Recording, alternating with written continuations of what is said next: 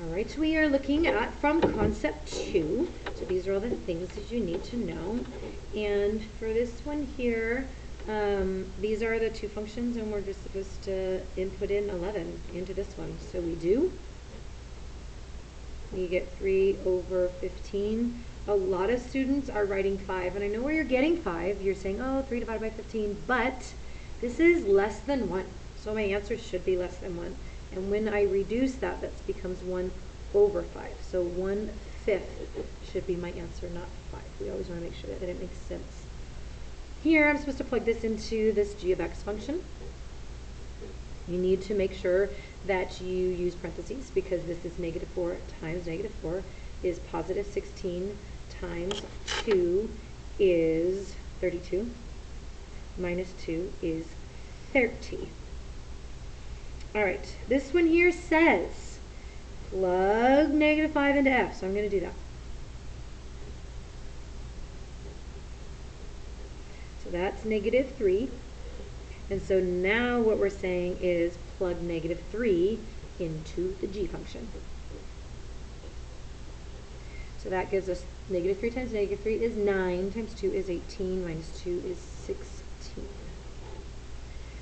All right, and our last one, we're plugging -5 into this function here,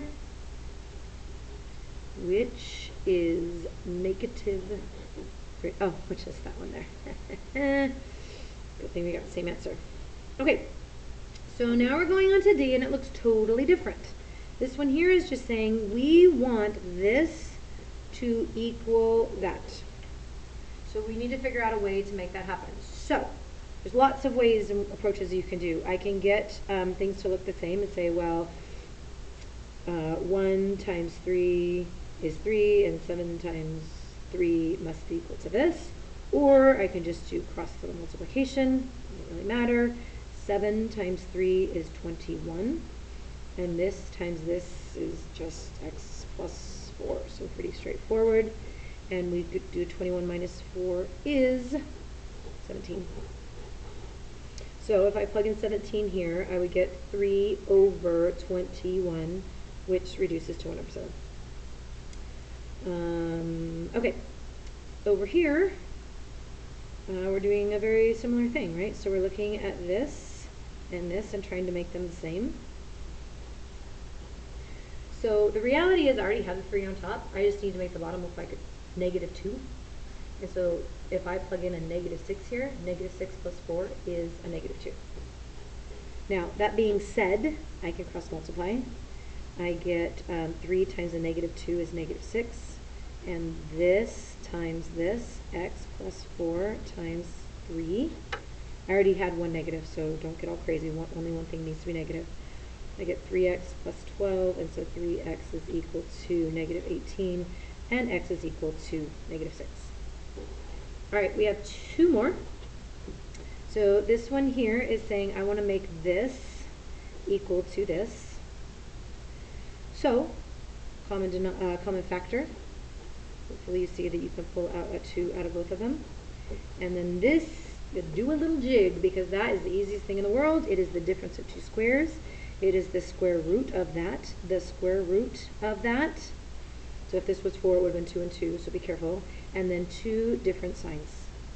So I can divide by 2, and that just goes away, because 0 divided by 2 is 0. But then this has to equal 0, and this has to equal 0. So I get x equals -1, and x equals 1. Oops. So there are 2 answers that I can get for that. You can guess and check, but it's so much easier just to factor it and be done. This one, I'm supposed to have that equal to this. Well, that's a little different. So let's see. What am I going to do here? This is not equal to 0, so I need to make it equal to 0. So I'm going to maybe move this over here. I'm sorry, no, positive 18, right? So I divide by 2, I get 9. And when I square root, you're supposed to get a plus and a minus. If I put -3 times -3, I get 9. And if I do +3 times +3, I get 9. So I get 3 and -3 as my 2 answers. Now, say we wanted to do it a little bit more similarly to how I did the last one. This is supposed to equal 16, so I could move it over there. So I get that, take out my common factor, and then I would get x plus 3 and x minus 3, and either this has to equal 0 or this has to equal 0. 2 can't equal 0, and that's how you get your two answers.